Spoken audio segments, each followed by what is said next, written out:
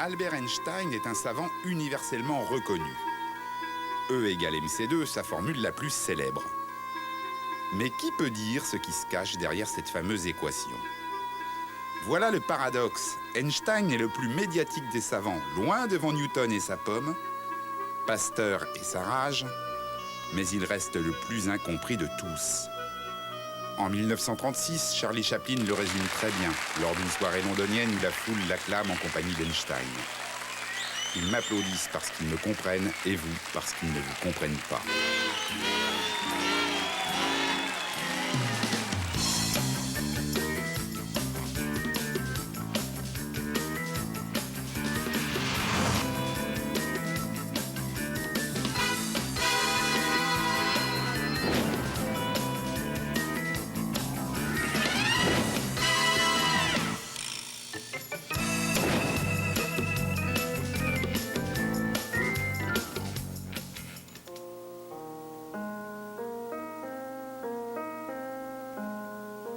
Albert Einstein est né le 14 mars 1879 en Allemagne, à Ulm.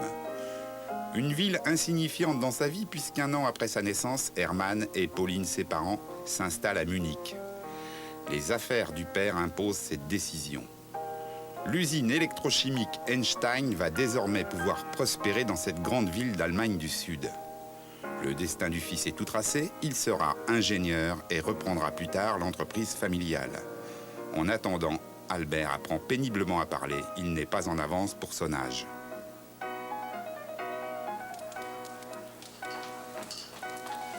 En 1885, Albert a 6 ans quand un événement se produit.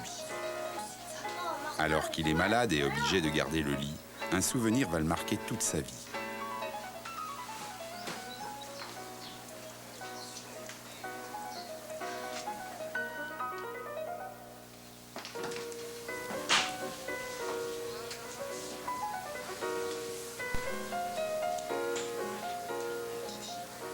Hermann, attristé de voir son fils alité, lui offre une boussole pour le consoler. Pour l'enfant, l'objet est magique. Cette aiguille aimantée, toujours pointée dans la même direction, quelle que soit l'orientation de la boussole, l'impressionne. Un moment inoubliable, dira-t-il plus tard. Il devait y avoir quelque chose dans l'espace qui attire et fait tourner les corps. Cette impression très forte va le conduire toute sa vie à chercher l'ordre caché derrière l'apparence des phénomènes. La lumière, celle du soleil et des étoiles, est un phénomène derrière lequel il existe aussi quelque chose de profondément caché. Albert va le découvrir plus tard. Mais à cet instant, cette lumière est une onde. La physique du 19e siècle l'a prouvé. Une onde comme les rides que l'on observe à la surface de l'eau. Le son, comme la lumière, est aussi une onde. Un signal périodique qui se propage. Le son et la lumière se propagent dans l'air, comme chacun sait. Si nous faisons disparaître l'air pour créer le vide dans cette pièce, le son disparaît.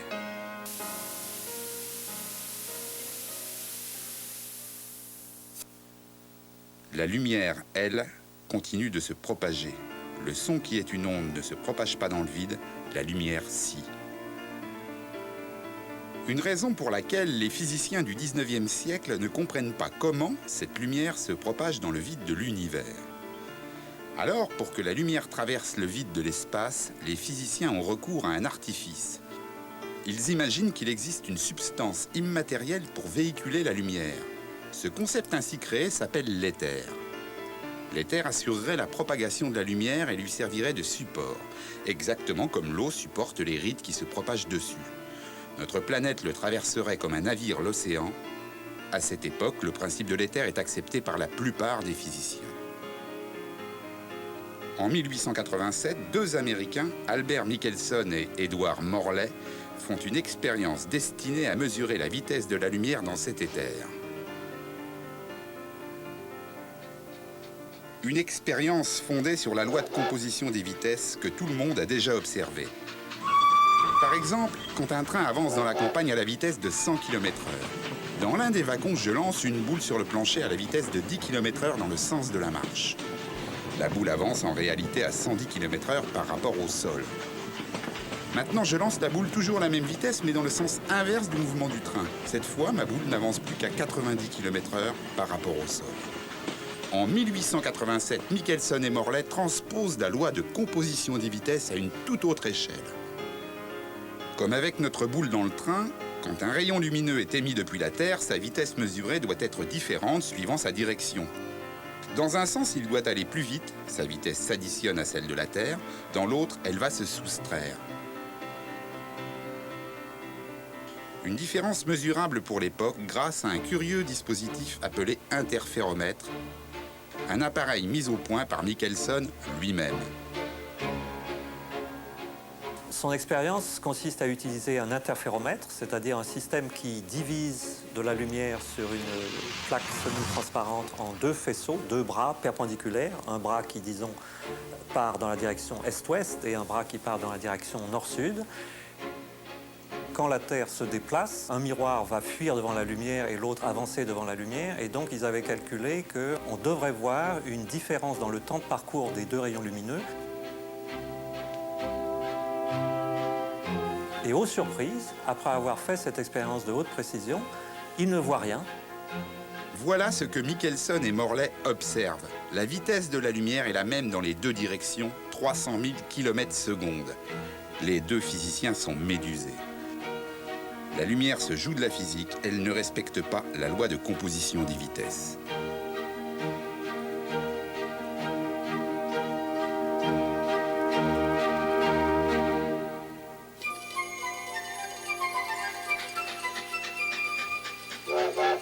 Un train avance dans la montagne italienne. Depuis le départ de Munich, il s'est écoulé 9 heures. C'est un long voyage pour l'époque, mais Albert est un habitué. Il guette avec impatience l'arrivée prochaine du train en gare de Milan.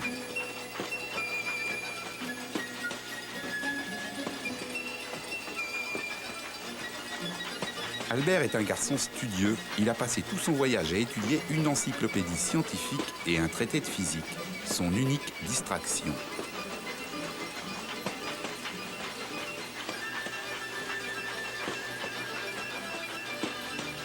Qu'est-ce que ce garçon de 15 ans fait seul dans le rapide Munich-Milan? À 15 ans, Einstein est un adolescent assez original. Il est lycéen à Munich, dans un établissement où la discipline est militaire quasiment, comme elle l'était dans tous les établissements allemands à cette époque. Il ne supporte pas ça. Il a des dons en mathématiques et en physique. Il se pose des questions qui sont en avance sur son âge et peut-être même en avance sur la formation de ses professeurs. Einstein, lui, il acquiert assez rapidement un niveau, notamment parce qu'il se forme tout seul en lisant les textes des plus grands physiciens de l'époque, notamment dans le domaine de l'électromagnétisme, Maxwell, Hertz et quelques autres. Et donc il a une espèce d'indépendance d'esprit, y compris dans les matières qu'on lui enseigne, qui le rend différent de tous ses camarades.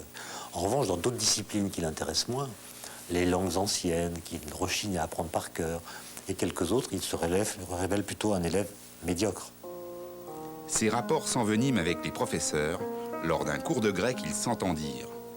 Einstein, vous n'arriverez jamais à rien. C'est la goutte d'eau qui fait déborder le vase. Il décide de plaquer le gymnasium pour rejoindre ses parents, établis désormais à Milan. Pour pouvoir quitter le lycée, il va solliciter l'aide d'un médecin qui lui fait un certificat déclarant que le jeune Einstein est en dépression nerveuse, en neurasthénie. Et c'est ce qui lui permet de quitter sans trop de dommages le lycée de Munich et de rejoindre ses parents, qui sont catastrophés de le voir arriver. Il a interrompu ses études, il n'a pas le bac, il ne peut pas rentrer à l'université alors qu'il prétend vouloir devenir scientifique. En cette fin de 19e siècle, la lumière, toujours elle, joue un tour de plus aux physiciens. Cette fois, le problème se situe à la frontière de deux mondes, celui de la matière et celui du rayonnement qui s'en dégage quand un corps est chauffé. Quand on chauffe un barreau de métal, il se passe la chose suivante. Le barreau de métal commence par émettre de l'énergie, de la lumière, mais cette lumière n'est pas visible à l'œil nu.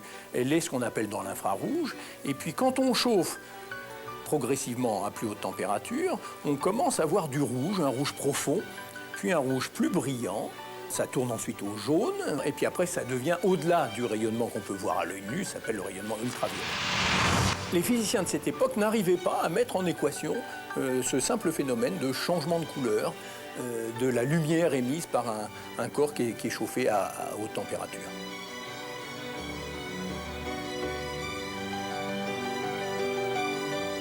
Impossible de trouver la formule mathématique qui explique ce changement de couleur. Un véritable casse-tête que les physiciens appellent l'énigme du corps noir. Qui trouvera la solution? À cet instant, Einstein ne s'en soucie guère. Il musarde dans la campagne italienne et découvre avec bonheur le goût d'une liberté nouvelle.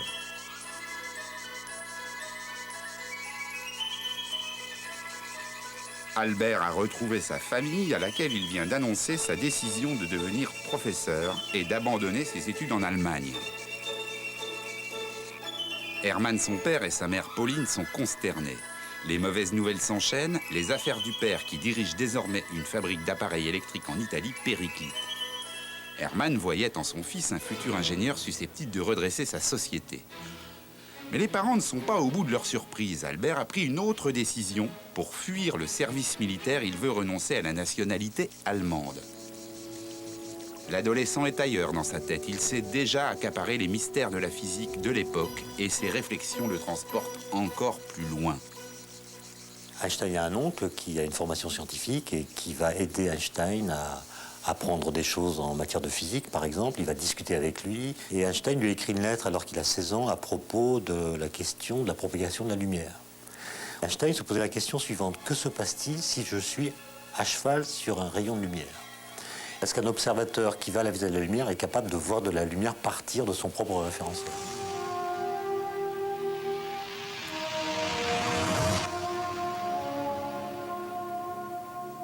Quand Einstein retrouve ses parents, il n'a donc pas son bac. Il a montré son allergie au système des lycées allemands, ce qui ne veut pas dire qu'il a renoncé à devenir scientifique. Et donc, il va pouvoir se présenter à une école à Zurich qui s'appelle le Polytechnicum, dans laquelle on peut déposer une candidature sans avoir son bac préalablement. Et Einstein se présente une première fois, il est recalé parce qu'il est trop jeune, il n'a pas tout à fait le niveau, mais les examinateurs voient qu'il s'agit de quelqu'un d'exceptionnel et l'incitent à se représenter l'année suivante. Et là, il va passer une année dans un lycée à Aarau pour se former et pouvoir se présenter une deuxième fois avec succès au Polytechnicum. L'entrée du Poly ouvre à Albert les portes du monde scientifique, ce monde triomphant qui a constitué la physique tout au long du 19e siècle. À cette époque, Lord Kelvin, l'inventeur des degrés, va jusqu'à déclarer à un parterre de scientifiques « La physique est définitivement constituée avec ses concepts fondamentaux. Il y a bien deux nuages noirs, celui du résultat négatif de l'expérience de Michelson et Morley et l'énigme du corps noir. Ils seront rapidement résolus. »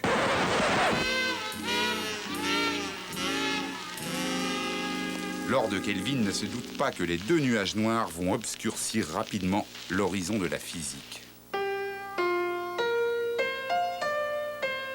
Albert Einstein, après avoir changé de nationalité pour fuir le service militaire imposé en Allemagne, intègre le Polytechnicum de Zurich. Dans la promotion de 96, ils ne sont que 5 à se diriger comme lui vers une carrière professorale. 4 garçons et une fille d'origine serbe, Mileva Maric. Elle est très intelligente, très intellectuelle même. Elle est affectée de certains problèmes physiques. Elle boite beaucoup, par exemple, à la suite d'une coxalgie qu'elle a contractée dans son enfance. Les parents d'Albert Einstein voient cette relation d'un très mauvais œil. D'abord parce que c'est une intellectuelle. Ils voyaient plutôt pour Albert une sorte de mère au foyer docile et non pas une femme qui met en action sa pensée. Et avec Einstein, au contraire, ça va très bien se passer parce qu'ils peuvent discuter de sciences, de physique, s'écrivent des lettres d'amour tout à fait passionnées. Et donc, il s'agit d'une véritable histoire d'amour. Einstein s'épanouit intellectuellement au Poly. Il dévore avec passion les ouvrages des plus grands physiciens, lit les plus récentes communications ou les comptes rendus des dernières expériences. Ce qui intéressait Einstein, c'était la recherche, c'est-à-dire comment aller plus loin dans la connaissance que nous pouvons avoir de la matière. Et il avait l'impression que l'enseignement était en retard sur les questions qu'il se posait lui et pour lesquelles il voulait trouver des réponses. Donc la question de l'électromagnétisme notamment le fascinait et il a appris cette discipline dans tous ses recoins, dans toutes ses subtilités, en autodidacte. Désormais, il sèche les cours. Albert voudrait mettre en évidence cet éther que la Terre traverse sans encombre. Les expériences se sont multipliées ces dernières années, elles n'ont rien donné.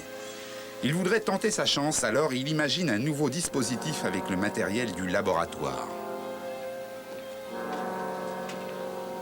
Le professeur Weber stoppe net sa fièvre expérimentale et finit par lui lancer à la figure. Vous êtes un brillant sujet, Einstein, mais vous n'avez qu'un défaut. Vous n'acceptez pas le moindre avis. Pas le moindre avis. Albert se fiche pas mal de ce que Weber peut lui dire. Il est sur une autre planète. En physique, il dépasse le niveau de son professeur. Et avec Mileva, il file le plus parfait amour. À la fin des 4 années qu'il passe au Polytechnicum, Einstein obtient son diplôme avec des notes plus qu'honorables. Mileva, en revanche, échoue. Einstein essaie de trouver un poste universitaire, n'y parvient pas, notamment du fait que Weber a écrit des lettres très négatives à son propos, et contrairement à ses camarades, qui étaient parfois moins bien classés que lui, il n'obtient pas ce poste universitaire qu'il désirait pourtant avec une ardeur plus grande que ses collègues. Il voulait faire de la recherche, il avait besoin pour ça d'avoir un poste universitaire, et il n'a rien.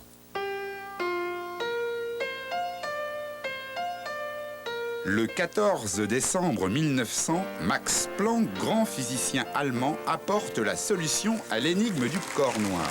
C'est une grande victoire, la formule fonctionne, elle décrit parfaitement la lumière qu'émet un corps en fonction de sa température. Mais Planck ne triomphe pas, il présente son équation comme un acte de désespoir. La formule semble contredire la nature même de la lumière. De là à conclure que la lumière ne se comporte plus comme une onde, il n'y aurait qu'un pas pour Planck. Mais Planck ne le franchit pas, il n'y voit qu'une bizarrerie mathématique. «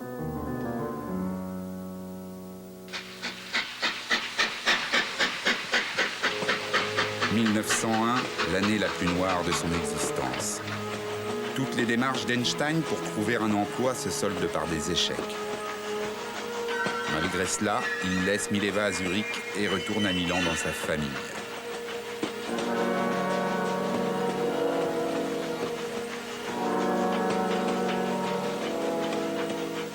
Il a l'intention d'annoncer à ses parents son mariage prochain avec Mileva.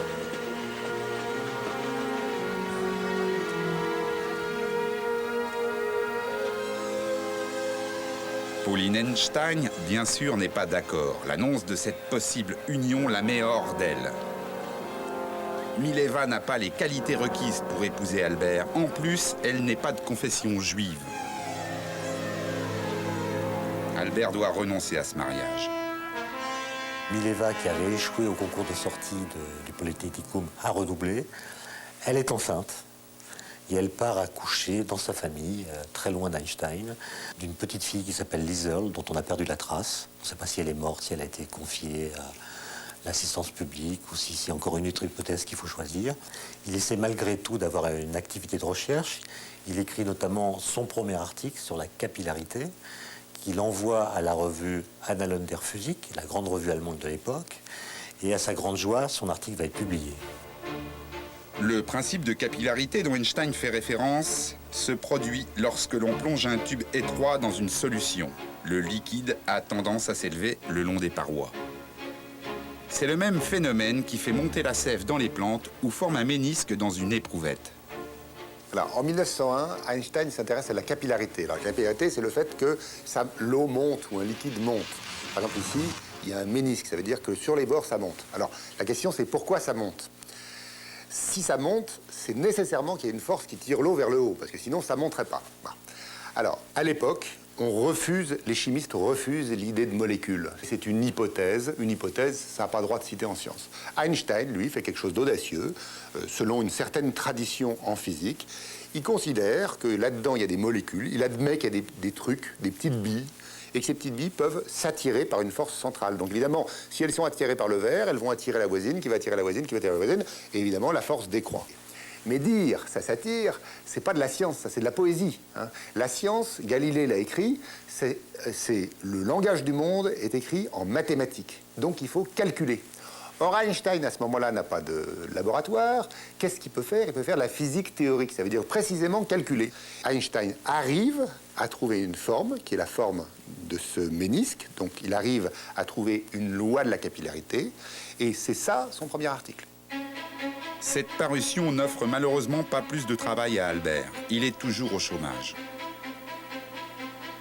Le 11 décembre, il lit dans un journal suisse une petite annonce dans laquelle un poste au Bureau fédéral de la propriété intellectuelle à Berne est déclaré vacant pour un poste d'expert de 2e classe. Alors Einstein obtient un entretien après avoir écrit une lettre dans laquelle il manifeste sa candidature. Et au bout d'un entretien de quelques heures, il est accepté comme expert de 3e classe par le directeur. Et il commencera son travail quelques mois plus tard, au mois de juin 1902.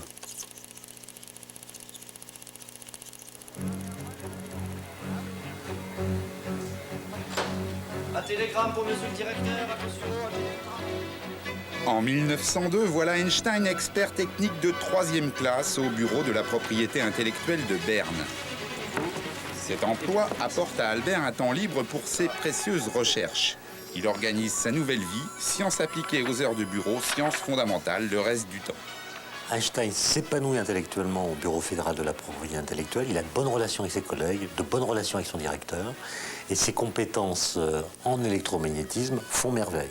C'est pendant cette période-là que les grandes questions qu'il se pose depuis l'enfance et l'adolescence vont se solidifier, s'argumenter et aboutir aux grandes révolutions qu'il va mettre en scène en 1905. Il dira plus tard que ça a été une aubaine pour lui que de pouvoir travailler dans ce Bureau fédéral de la propriété intellectuelle. À la fin de l'année, son père meurt. Désormais chef de famille, il prend un appartement sous les combles et invite Mileva à le rejoindre.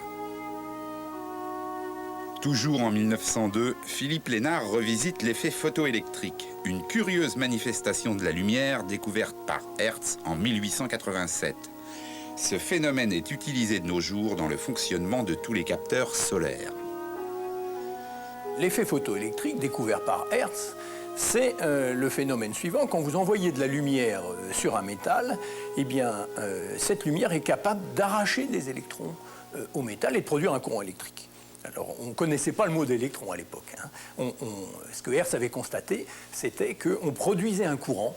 On produisait un courant lorsqu'on envoyait de la lumière avec suffisamment d'énergie sur un métal. Philippe Lénard, en 1902, il apporte une avancée très importante qui est la suivante. Il constate qu'avec de la lumière rouge, ça ne marche pas du tout. Avec de la lumière bleue, l'effet photoélectrique marche très bien. Il est capable de produire un courant électrique. Et ça, c'est paradoxal, parce que cette notion de lumière ondulatoire n'introduit pas de différence si importante que ça entre le rouge et le bleu. Et pourtant, quelle que soit la quantité de lumière rouge envoyée sur le métal, même s'il emploie, si vous voulez, une lampe rouge ou infrarouge beaucoup plus puissante que la lampe bleue, eh bien, elle n'est pas capable de produire de courant électrique, c'est-à-dire d'arracher l'électron du métal. Ça, c'est très paradoxal. En ce début de siècle, la lumière devient de plus en plus paradoxale. Définie comme une onde par Maxwell en 1840, elle ne semble plus en avoir les critères. Une nouvelle définition de cette lumière s'impose. Mais qui dans la communauté scientifique aura le courage de tout remettre en question? Personne. C'est l'impasse. Einstein saisit cette chance unique.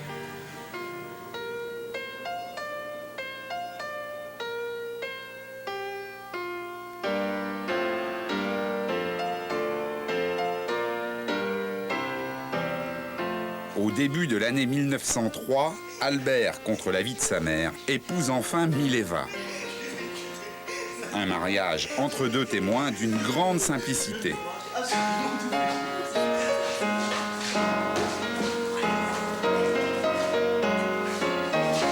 Animé Animé d'une étourderie sans limite, le jeune marié oublie la clé du domicile conjugal le jour de ses noces.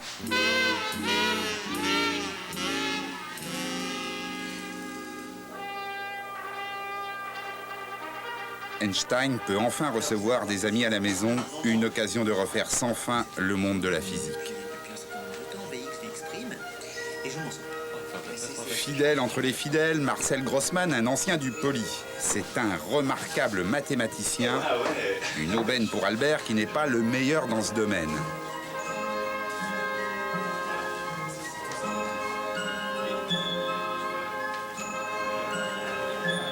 Parmi les habitués de la maison Einstein, il y a Maurice Solovin, un philosophe. Les échanges avec lui sont essentiels pour Einstein, dont l'intuition a toujours reposé sur la métaphysique. Autre grand ami, l'ingénieur italien Michele Besso, un aîné du Poly qui est sorti 5 ans avant Einstein avec des notes éblouissantes. Depuis, ils entretiennent des discussions sans fin sur les grands principes de la physique.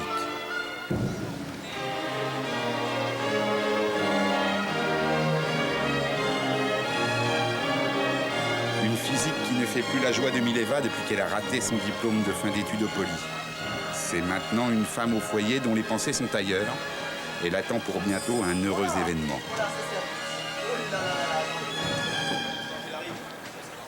Dernier ami de ce petit cercle, Konrad Habicht. Un ancien du collège de Munich, Habicht prépare à Berne son professorat de mathématiques. J'ai jamais vu ça dans Berne, jamais vu ça.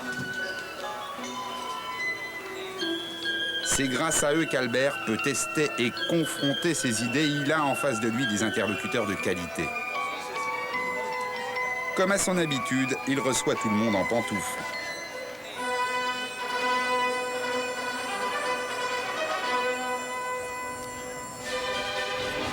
Ensemble, ils ont formé l'Académie Olympia, un club de réflexion.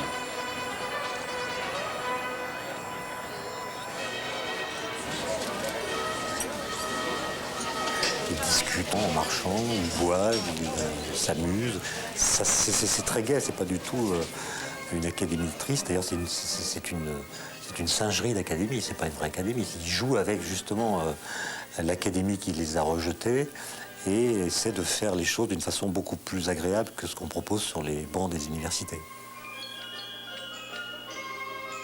Dans cette Académie Olympia, avec ses camarades, ils lisent beaucoup de livres de physiciens et de philosophes. Et c'est la lecture de ces grands penseurs, comme il dit, qui va lui permettre de trouver la solution. Notamment les livres de Ernst Mach, le grand physicien, mathématicien et philosophe de la fin du XIXe siècle, qui remet en cause le caractère absolu de l'espace qu'utilise Newton dans sa mécanique. Et c'est cette lecture-là, avec d'autres, qui va permettre à Einstein de remettre en cause ce que les physiciens de l'époque considéraient comme absolu.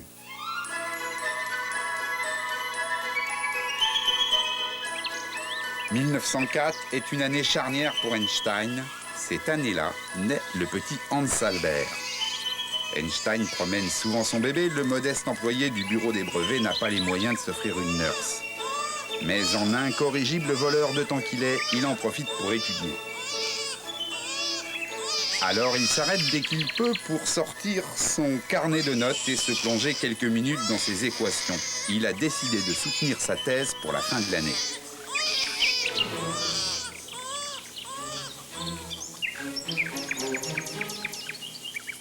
Une autre bonne nouvelle, Michele Besso, son ami mathématicien, est engagé au bureau de la propriété intellectuelle, une aubaine pour Albert. Besso, pour Einstein, c'est quelqu'un de très important. Il dit de lui qu'il est le plus grand catalyseur intellectuel de toute l'Europe. Autrement dit, Einstein va utiliser Besso comme un tennisman utilise un mur qui renvoie les balles. Il va éprouver sur lui tous les arguments, toutes les idées qui lui viennent à propos des questions qui le préoccupent à l'époque. Et Michele Besso sera d'ailleurs la seule personne qu'Einstein remerciera dans l'un de ses articles de 1905, le plus important, celui sur la relativité. 1905, la révolution est en marche. Au tout début de l'année, Einstein soutient sa thèse de doctorat à l'université de Zurich intitulée « Une nouvelle détermination de la taille des molécules ». C'est paradoxalement en réfléchissant à la nature de la lumière qu'Einstein a résolu une grande énigme de la physique que l'on appelle le mouvement brownien. Ce phénomène a été décrit par Robert Brown en 1827. Robert Brown, donc au XIXe siècle, est un botaniste. Et alors, il va dans la nature, les botanistes vont dans la nature, ils regardent, bon. Et puis, à un moment, il tombe sur une pierre dans laquelle il y a une inclusion. Et là-dedans, il y a de la flotte, parce que quand les pierres se forment, elles peuvent emprisonner des liquides. Et dans cette inclusion, il y a des grains de pollen. Là, jusqu'à présent, c'est pas très extraordinaire. Simplement, ces grains de pollen sont en train de bouger. Alors ça, c'est tout à fait anormal, parce que s'il est dans un caillou, ça veut dire que ça fait des années et des années et des années. Quand je dis des années, ça se compte plutôt par millions.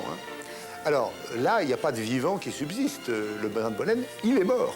Comment se fait-il que ce grain de pollen bouge? Alors c'est ça, le mouvement brownien. Une goutte d'encre tombe dans un liquide. Progressivement, l'encre se dilue du fait de l'agitation permanente de certaines particules. C'est le mouvement brownien. Depuis près de 80 ans, aucun physicien n'en a percé son secret. Einstein, il s'y intéresse pas tellement, c'est pas le problème. Le problème, c'est que quand il a commencé en 1901 à travailler sur la capillarité, une de ses idées, c'était l'existence des molécules. C'est-à-dire, dans un verre d'eau, les molécules, ça serait comme des boules de billard. On les imagine qui se cogneraient dans tous les sens. C'est déjà ce que Boltzmann avait imaginé pour les gaz. Donc Einstein se dit, mais pour les liquides, est-ce que c'est pareil? Ah, mais alors attendez, imaginez un grain de pollen, un tout petit grain de pollen. Il est dans l'eau. Il y a donc des molécules d'eau qui vont le cogner par ici. Alors s'il y en a plus qui tapent là, il recule. Bon. Puis au moment d'après, s'il y en a plus qui tapent là, il avance comme ça. Pong, pong, pong, pong, pong, pong. Ça fait une sorte de zigzag. Et ce zigzag, c'est ça le mouvement brownien. Alors, il se trouve que le calcul d'Einstein permet de décrire ce mouvement. Et il arrive, comme ça, à une prévision de la taille des molécules. C'est un événement considérable dans la physique, parce que c'est la première fois dans l'histoire de l'humanité qu'on peut dire « les molécules existent, nous connaissons leur taille ». Au printemps 1905, Einstein propose sa thèse sur la détermination de la taille des molécules, accompagnée d'un autre article en vue d'une publication à la revue Annalen der Physik. Cette fois, il s'attaque à la nature de la lumière. Dans ce début du XXe siècle, tous les physiciens sont persuadés que la nature de la lumière est ondulatoire. Et l'argument qui était avancé, c'était le fait que la lumière est capable de faire ce qu'on appelle des interférences. Un peu comme les vagues à la surface de l'eau sont capables de s'ajouter, de se combiner pour faire des grosses vagues ou bien des vagues négatives. Et la lumière semble avoir cette propriété. L'article d'Einstein sur la lumière s'intitule « Un point de vue heuristique concernant la production et la transformation de la lumière ».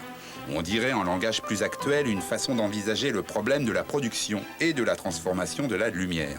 Einstein tire un trait finalement sur le caractère ondulatoire de la lumière pour proposer une démarche alternative, et c'est en cela qu'il appelle heuristique, dans laquelle la lumière est maintenant constituée de grains élémentaires, de particules qu'ils appelaient à l'époque les quanta et qu'on appelle maintenant, nous, simplement les photons. La démarche d'Einstein est vraiment révolutionnaire en ce sens qu'il introduit un concept qui est totalement différent. Il y a une énorme différence entre une onde bien régulière et puis un faisceau lumineux constitué de particules élémentaires, ces grains élémentaires, ces photons ou quanta à l'époque. D'après Einstein, la théorie qu'il propose aux annales est susceptible d'être vérifiée par l'effet photoélectrique. Einstein explique l'effet photoélectrique précisément de cette façon, en supposant que ces grains de lumière, ceux qui correspondent à la lumière bleue, ont suffisamment d'énergie pour exciter les atomes du métal. D'où la production de courant électrique et l'arrachage des électrons. Les grains de lumière qui ont une énergie trop faible, qui correspondent à la couleur rouge, eh bien ces grains de lumière n'ont pas assez d'énergie et ne peuvent pas exciter les atomes du métal et arracher les électrons du métal. C'est ça l'effet photoélectrique qu'Einstein explique magnifiquement dans son papier de 1905. Einstein met les pieds dans le plat en disant il faut, pour comprendre l'effet photoélectrique, renoncer à l'image que nous avons tous de la lumière. J'ai conscience de faire là quelque chose de scandaleux, mais je ne vois pas d'autre échappatoire. Non content de bouleverser les acquis théoriques de la lumière, Einstein enfonce le clou. En 1900, Max Planck a selon lui formulé ses équations sans admettre la réalité physique qu'elles recouvraient. Tout indiquait à Planck la véritable nature de cette lumière. Il lui restait un pas à franchir qu'il n'a pas fait. Or, Max Planck, en plus d'être un savant mondialement reconnu, est le directeur de publication des Annales de la physique. Devant le caractère scandaleux de l'article, il est en droit de demander des modifications, voire de s'opposer à sa publication. Planck réagit très bien. Hein. Il comprend toute l'importance, en fait, de la contribution d'Einstein, bien que cette contribution lui révèle un petit peu qu'il aurait pu aller lui-même au-delà de sa théorie, mais il y a eu une charnière, c'est l'esprit révolutionnaire d'Einstein, disons sans limite, sans borne, qui lui a permis de franchir le pas que Planck n'avait pas osé faire, entre guillemets. Planck accepte le papier d'Einstein, bien qu'Einstein ne soit pas connu, bien qu'il n'ait pas de poste universitaire, il n'est pas membre de l'académie, et il est complètement inconnu, outsider, comme on dirait aujourd'hui, et Planck reconnaît que les arguments d'Einstein méritent d'être discutés, et donc accepte que le papier d'Einstein soit publié. En laissant paraître l'article d'Einstein, Planck fait preuve d'une audace incroyable. Il apporte sa caution scientifique, indispensable à une théorie qui n'est encore qu'une hypothèse. De ce coup de pouce va naître entre les deux hommes une complicité qui ne se démentira plus jamais. Ces deux premières découvertes fondamentales posent d'emblée la question « Comment pense Einstein ?» Claude Cohen-Tanouji, prix Nobel de physique 1997, nous l'explique. Le mot génie à son sujet n'est pas exagéré. C'est quelqu'un qui avait une capacité intellectuelle, une capacité d'abstraction et de compréhension qui était tout à fait exceptionnelle. Quand il a échafaudé une théorie ou un schéma explicatif, il imaginait de ce qu'on appelle des expériences de pensée. Ce sont des expériences qui sont à une époque donnée au-delà de nos possibilités techniques, qui sont trop difficiles à faire. Par exemple, à l'époque, il était impossible d'observer un seul atome ou un seul électron. Mais on peut toujours imaginer qu'on va faire cette expérience, et en analysant cette expérience au moyen des grands principes dont on dispose à l'époque, on peut essayer de faire des prédictions et de voir si on n'aboutit pas à des contradictions. Et ce schéma des expériences de pensée est extrêmement utile parce qu'il permet de tester la solidité d'une explication théorique. Il essaye de voir si cette explication théorique qu'on essaye de proposer n'aboutit pas à des contradictions. Et si elle aboutit à des contradictions, bien sûr, il faut l'éliminer. Donc c'était pour lui un guide sûr pour tester la validité d'une explication. Il a vraiment systématisé cette démarche intellectuelle. Il en a montré toute la puissance et toute la fécondité.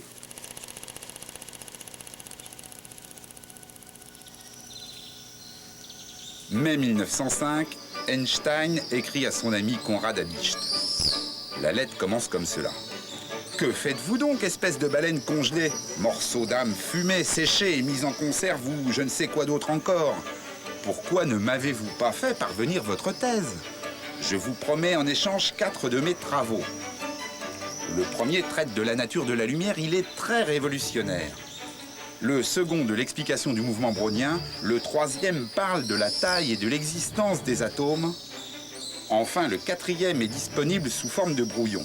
Il traite d'une électrodynamique des corps en mouvement, établie à l'aide d'une modification de la théorie de l'espace et du temps. » Einstein est quelqu'un qui a de l'humour, notamment quand il s'adresse à ses collègues de l'Académie Olympia. Donc il écrit une lettre à Habicht pleine d'humour, où il utilise des termes assez étranges pour qualifier son camarade. Et il lui annonce qu'il est en train d'écrire des articles révolutionnaires. Il le dit lui-même, il a conscience que des choses importantes vont se passer. Il va formuler une nouvelle théorie de l'espace et du temps. Cette nouvelle théorie paraît en juin 1905. C'est l'article le plus important des 4.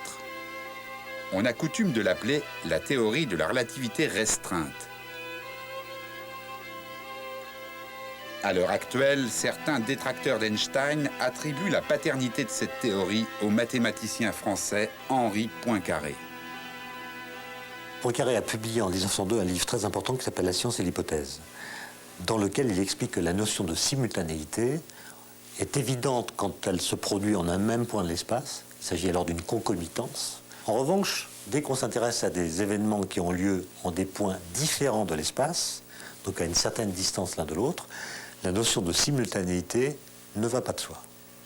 Et ça, c'est un texte qui a été très largement étudié par Einstein et ses amis de l'Académie Olympia.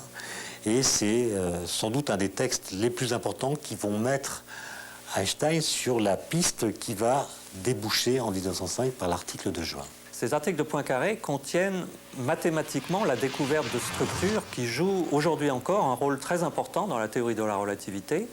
Mais il faut insister que le point de vue que prend Poincaré est un point de vue de mathématicien et pas un point de vue de physicien. Et Poincaré n'a jamais remis en cause ce qui, pour Einstein, est l'élément central de ce qu'on appelle aujourd'hui la théorie de la relativité, qui est le concept de temps. En 1905, Poincaré avait toutes les équations de la relativité à sa disposition. Mais la différence avec Einstein, c'est qu'Einstein, lui, a proclamé la mort de l'éther, ce milieu censé vibrer au passage de la lumière, et a compris que les ondes électromagnétiques qui constituent la lumière, en réalité, se propagent dans le vide.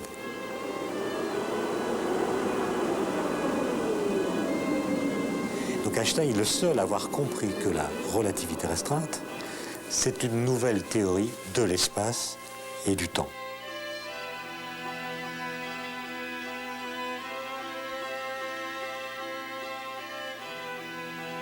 L'éther exit de la physique avec Einstein. Et une deuxième conséquence, c'est que ça change tout à fait l'interprétation de l'expérience de Michelson-Morley. Au lieu d'être un échec, ce qu'elle était du point de vue de Michelson-Morley, puisqu'ils n'arrivaient pas à voir ce qu'ils auraient dû voir, pensait-il, Einstein démontre que cette expérience est une vérification d'un des postulats essentiels de la nouvelle physique qu'il crée, le principe de relativité et le postulat de constance de la vitesse de la lumière.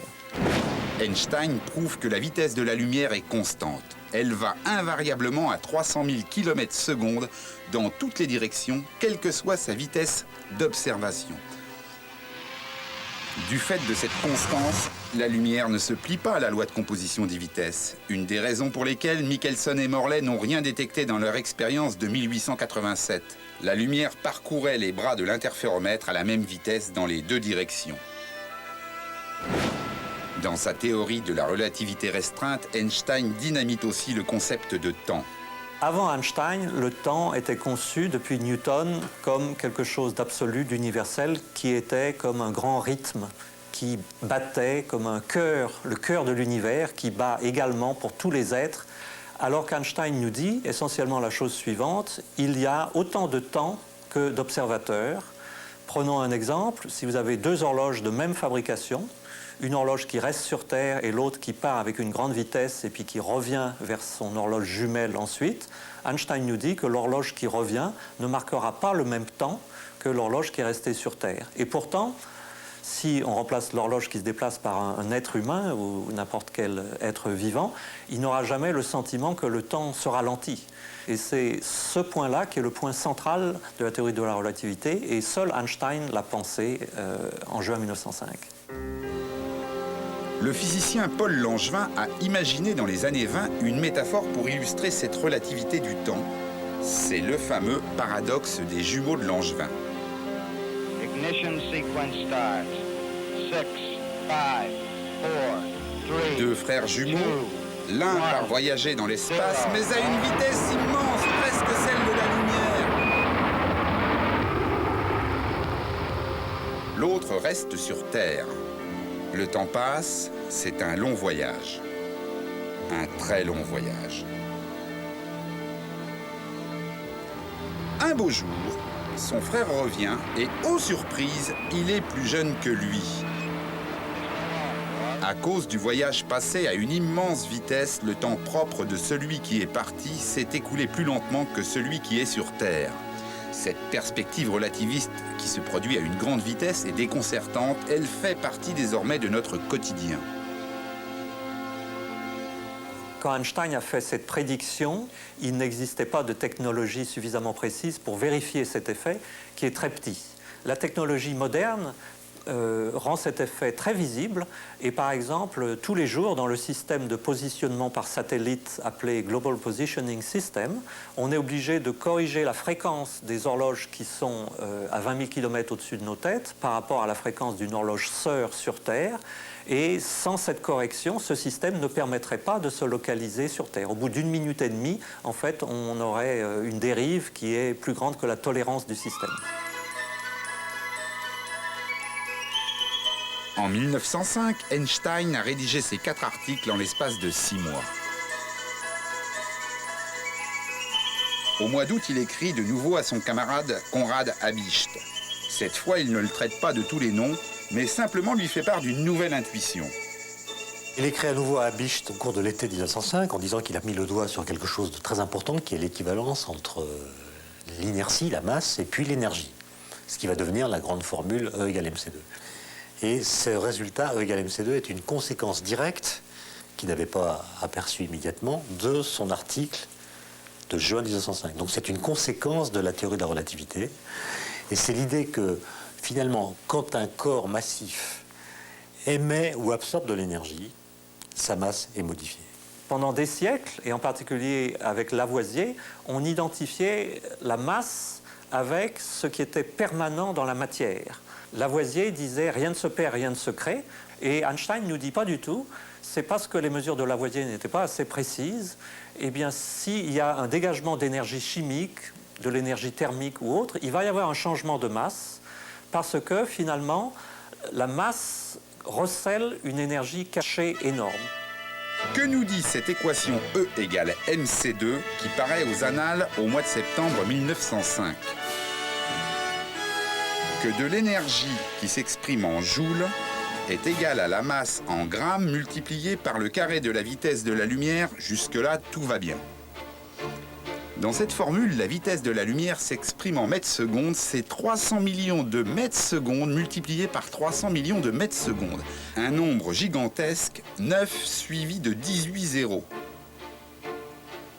On comprend facilement que dans cette formule, très peu de masse va produire énormément d'énergie. Mais où trouver cette masse si infime soit-elle? À l'époque d'Einstein, on ne la connaît pas encore. À l'heure actuelle, on la fabrique dans des réacteurs nucléaires qui cassent en permanence les noyaux atomiques de la matière. Au cours du XXe siècle, les physiciens ont exploré toutes les facettes différentes de cette formule E égale mc2. Il y a des physiciens qui transforment de la masse en énergie. Par exemple, les physiciens qui s'occupent des centrales nucléaires, ils prennent de l'uranium-235, ils s'arrangent pour que cet uranium fissionne, donc se coupe en 2 noyaux plus légers. Et dans ce processus, il y a une perte de masse. Les produits finaux sont plus légers que le produit initial. Et cette perte de masse, c'est de l'énergie qu'on appelle l'énergie nucléaire. Le phénomène inverse aussi est possible et encore plus remarquable, c'est-à-dire que vous pouvez partir d'avoir uniquement un système où vous avez du rayonnement, de la lumière, donc par exemple 2 grains de lumière qui vont à la rencontre l'un de l'autre, et vous pouvez, lors de la collision de ces 2 grains de lumière, créer de la masse, créer de la matière, créer des électrons, des positrons, ou même des protons, des antiprotons. Et ça, c'est ce que l'on fait tous les jours dans des accélérateurs de particules au CERN, par exemple.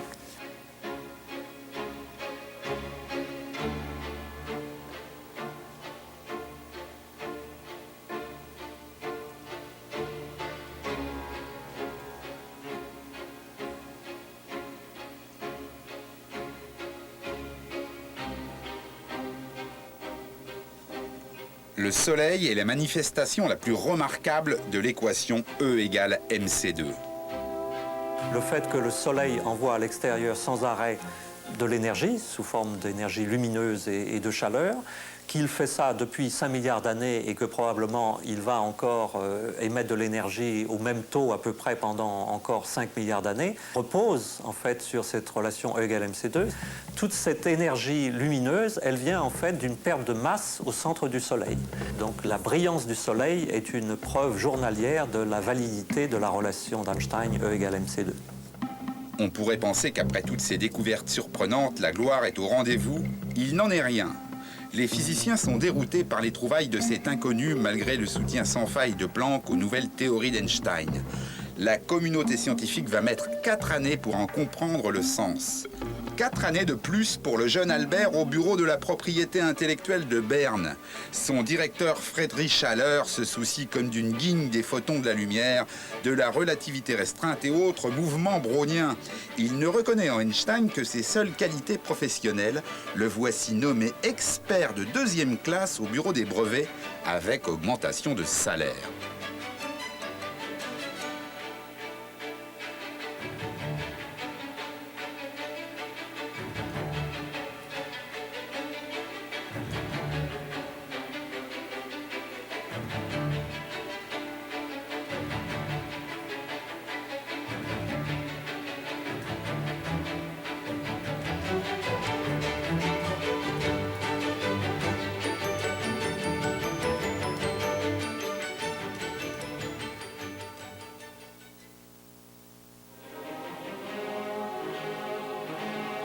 La célébrité n'arrive qu'en 1909. Einstein est invité en grande pompe aux cérémonies qui marquent les 350 ans de l'Université de Genève. L'occasion de côtoyer enfin le gratin de la physique. La même année, il obtient enfin ce poste de professeur auquel il tenait tant à l'Université de Zurich. Une nouvelle fonction qu'il remplit avec originalité en rejetant la pédagogie de l'époque.